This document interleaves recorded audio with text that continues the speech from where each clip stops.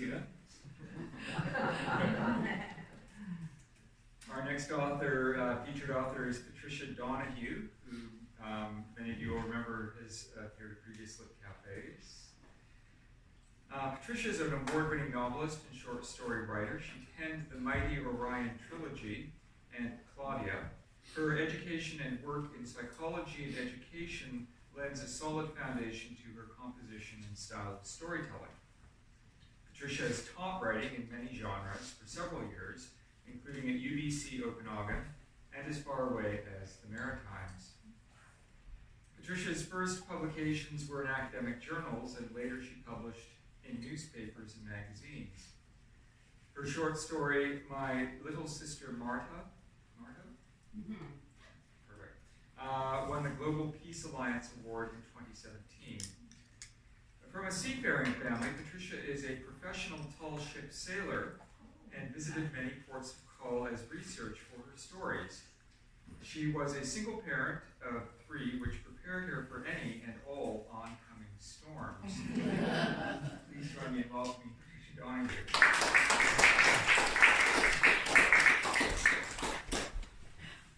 Yes, I sometimes forget who prepared me for this this training on this ship. Anyhow, I'm going to read you, quickly tell you the setting, and it's a tall ship in a school at sea which began in the early 70s. It's a grade 10, 20 students, and the character Sophie is one of 3 teachers. They've just left Puerto Rico, and there they had some kind of hanky-panky stuff going on that's suspicious, and now they're asked to do a one-day goodwill off Haiti in Port-au-Prince. And so this continues from Puerto Rico. What was hatching starts to take shape. Does anybody mind if I say son of a bitch? Okay. Because at one point she had a good reason to say it. Okay. Okay, but what was unknown at the time was this.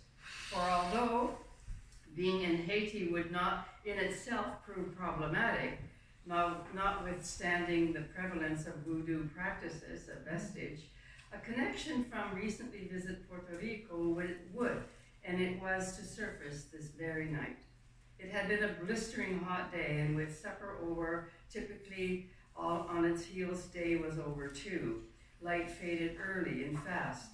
The air, undisturbed by current, was uncomfortably warm and humid.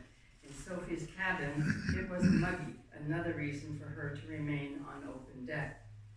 But still, the classwork to be completed was best done at her desk in private. So along with the majority of students who had gone below, she finally followed.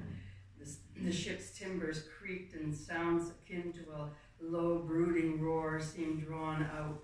They posed no disturbance to Sophie, however, but the solitude she needed for grading papers was not to be had.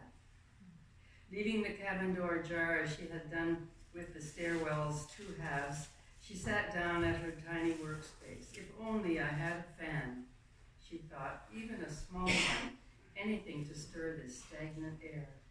She was barely a half hour into her work, and as muffled conversations from the passageway were subsiding, she heard a sudden loud thump overhead, as though something heavy and had struck the planks. Her first thought was someone had fallen. But who would be climbing the mast, she puzzled. And why in the dark while we're at anchor? Sophie laid down her pen as the sound seemed to be that of a scuffle. They were followed by men's voices and then by loud shouts. Hey, you there! And what the hell do you think you're doing? It was Dr. Alex shouting. She was quite sure. In a flash, she flew from her seat, pulled the door wide open, and looked up through the stairwell's opening at a pair of legs and 2 huge, unshod feet. Instantly, there was gunshot, 1 blast. Sophie whipped her head around, checking for students who might have emerged from their cabins. 1 head popped out. It was the red-headed boy, Jack. In a projected whisper, Sophie hissed an order at his surprised face. Knock on doors and tell everyone to lock themselves in. Do it. Then lock yourself in your cabin too. Get going. Without another thought, the daughter of old Sailor Percy went to her duffel bag and in her cubby and felt around for the leather case. Tucked amongst her woolen sweaters, the smooth sides made it easy to locate. The practice Joe had insisted on and what she had balked at was to come in handy. These are filthy pirates. Mel. Shit, she said aloud. Gotta be. How many? Without hesitation, she slipped the case's latch, opened it, and with quivering hands, grasped the derringer in her right hand.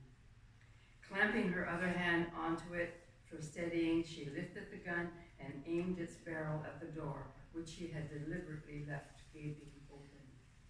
Her hope was that Jack had followed through, and the only door an intruder could easily access was hers. She was hell-bent, determined to protect her young charges. The strategy was a wise one, although Sophie had no time to evaluate. As though she had been army drilled for this, her responses were automatic. Her table lamp had been knocked over in the commotion, and she left it so. Its light formed a small circle on the floor, leaving little illumination in the cabin. With the speed of a spring-loaded switchblade, Sophie backed herself against the sliver of wall adjacent the toilet door and, bracing her feet apart, took up position. It was none too soon. At once she heard the bang-bang of heavy footfalls on the stairwell risers. In an instant, a hulk of a shadow filled the open space of her cabin entrance.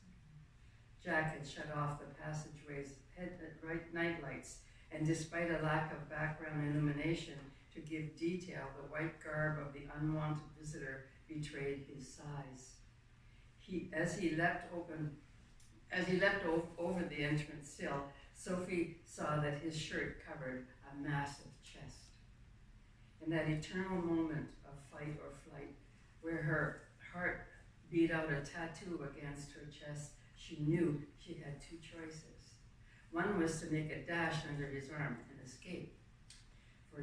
For indeed she was as good as a trapped mouse in that small space with an advancing predator. 1 3 times her size, massive. Or she could use her gun, shoot. The intruder must have glimpsed it because without hesitation he pulled the trigger on the one in his meaty hand, the one she imagined had to let fly a bullet earlier. Sophie's reaction was to become an agile spring. She rebounded off the floor as if from hot coals. The automatic leap with both feet saved her. The blast put a hole through the floorboard just where her big toe had been. It was then that overwhelming terror gripped her hand. She couldn't believe this was happening. It had erupted from out of nowhere, from a nightmare-breaking surface, from a deep, sinister cauldron. But it was real. It was very real. The nasty stench of this murderer preceded him, rank and nauseating. There was no time to aim in the way her brother had taught her, and how she had practiced.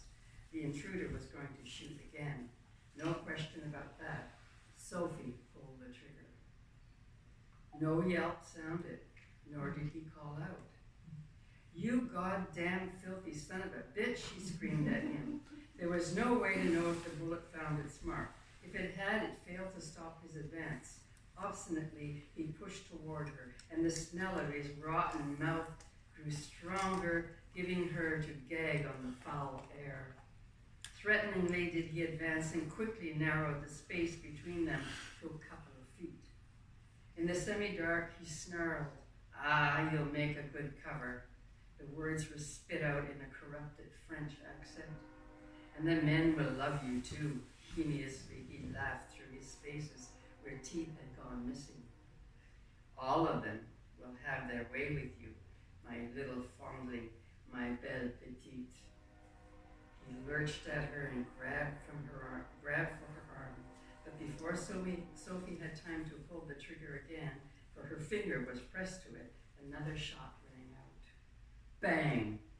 It was at close range and must have struck the steel hull beyond the interior boards, because this one assaulted her eardrums with a piercing resonance, like getting a whack across the head with a plank. "Ah!" she yelled. Excruciating pain cut through her skull like jagged-edged blades. Holding both hands to her head, she collapsed, her body slumped down on the floor. During a moment of surreal consciousness, she believed she had been mortally wounded. Mustering what strength there was, she groped at her body, searching for fluid, bleeding. Where have I been hit? My head, the agonizing volley from temple to temple, was ripping and fiery and went on relenting. Her stomach squeezed hard and she puked onto his shirt. Oh,